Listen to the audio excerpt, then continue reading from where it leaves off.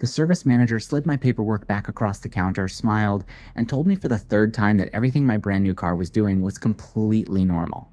And that if I kept complaining, I should know that my warranty didn't cover, in his words, customer perception issues.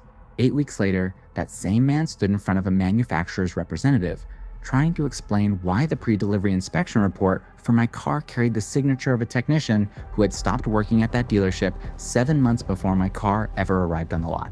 He couldn't, because there is no explanation for a signature from a man who was never in the building. I didn't catch him with anger. I didn't catch him with lawyers, at least not at first. I caught him the way quiet people always do. I read every page they gave me, including the one they never expected anyone to read. After 12 years of driving the same tired sedan, I finally did the thing you're supposed to do when the promotion comes through. I bought a new car, not used, not certified pre-owned, new. The plastic was still on the door sills when I drove it home. I'd saved for 3 years. I compared models for months. My daughter named the car before we even signed the papers. It was, without exaggeration, the most careful purchase of my life. The dealership was all smiles on delivery day. Photos by the hood. A big bow they reused for every customer. A folder of documents I was told was just formalities, all standard, nothing to worry about. I kept that folder. I keep every folder. Remember that, because that habit is the entire story. The first problem showed up before the first tank of gas ran out. At around 300 miles, the transmission started hesitating. A shudder between second and third gear, like the car was clearing its throat. Then the passenger window forgot how to auto close. Then, on a rainy Tuesday, water appeared in the trunk. Not a drop, a puddle.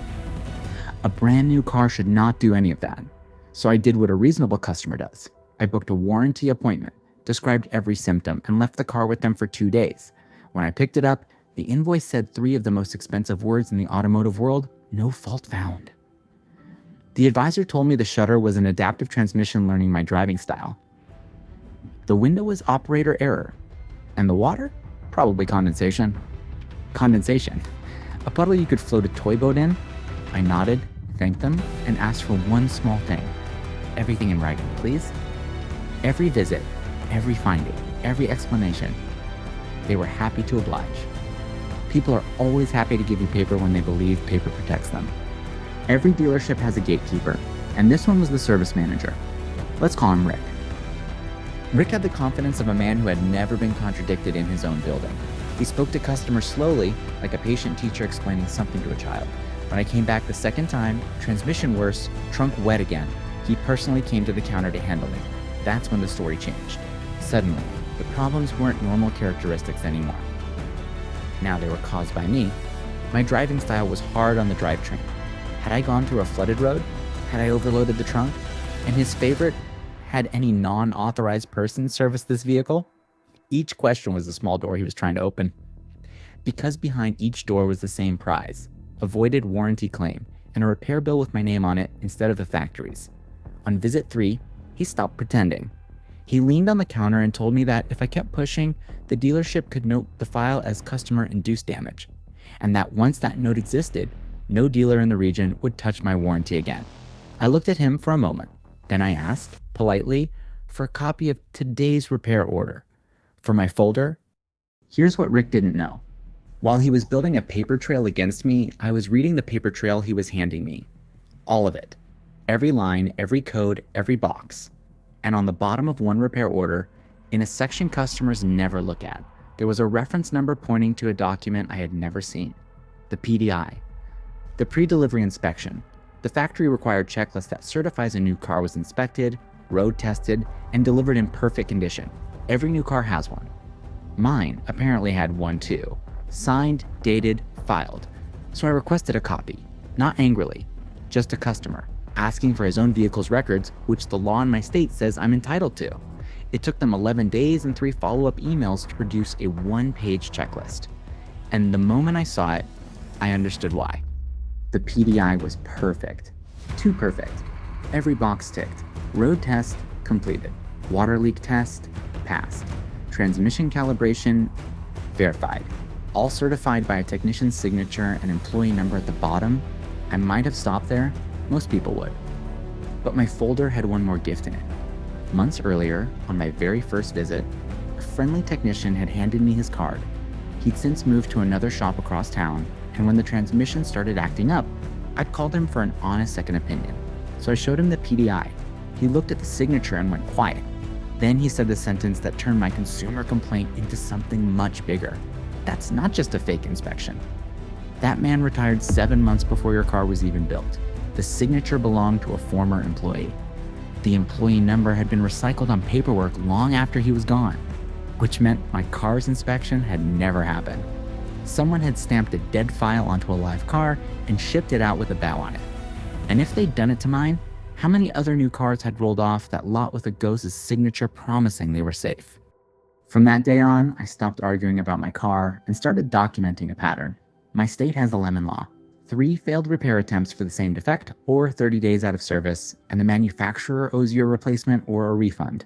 I was already at 3 visits for the transmission, all documented, all stamped no fault found by the same service department that had certified a fake inspection. I wrote everything into a timeline. Dates, mileage, invoice numbers, names. I photographed the trunk water with the dated newspaper, old school, the way insurance adjusters taught my father. I sent a certified letter to the manufacturer's regional office, calm and factual, with copies of everything, including the PDI and a simple question. Does your company consider this inspection valid? Certified mail does something magic. It creates a clock. Companies can ignore a phone call forever. They cannot ignore a dated letter that their own legal department has signed for. 9 days later, my phone rang. It was not the dealership. It was the manufacturer's zone representative, and his first words were, "Sir, before anything else, I need to ask you where you obtained this inspection document." You see, dealership can bluff a customer all day long. What it cannot do is bluff the factory whose name is on the building. Because that PDI isn't a courtesy, it's a contract between the dealer and the manufacturer. The factory pays the dealer to perform it. A forged one isn't bad customer service. It's billing the manufacturer for work that never happened. On paper. With a signature. Rick thought he was managing a whiny customer. He had actually mailed the factory evidence against himself, 1 repair order at a time. The zone rep scheduled what they call a goodwill inspection at the dealership. Neutral ground, his words. I arrived with my folder. Rick arrived with a smile. It lasted about 4 minutes. The rep put my car on the lift with a factory engineer on a video call. The trunk seal was misaligned from the factory, something a real inspection water test would have caught in 30 seconds. The transmission had never received its delivery calibration, something the checklist swore had been verified. Then the rep laid the PDI on the table and asked Rick to walk him through it. Who performed this? Where are the road test miles on the odometer statement? And why does this employee number belong to a technician who left in March of the previous year? I didn't say a word. I had learned that from the last man who underestimated paper. I just stood next to my folder and let the documents do the talking. Rick started 3 different sentences. None of them found a way to end. The manufacturer bought my car back. Full purchase price, taxes, fees, even my registration. Under the lemon law calculation, minus a tiny usage fee that the zone rep, without me asking, chose to waive. His exact words were, "Consider it an apology for the folder you had to build, but the buyback was the small part."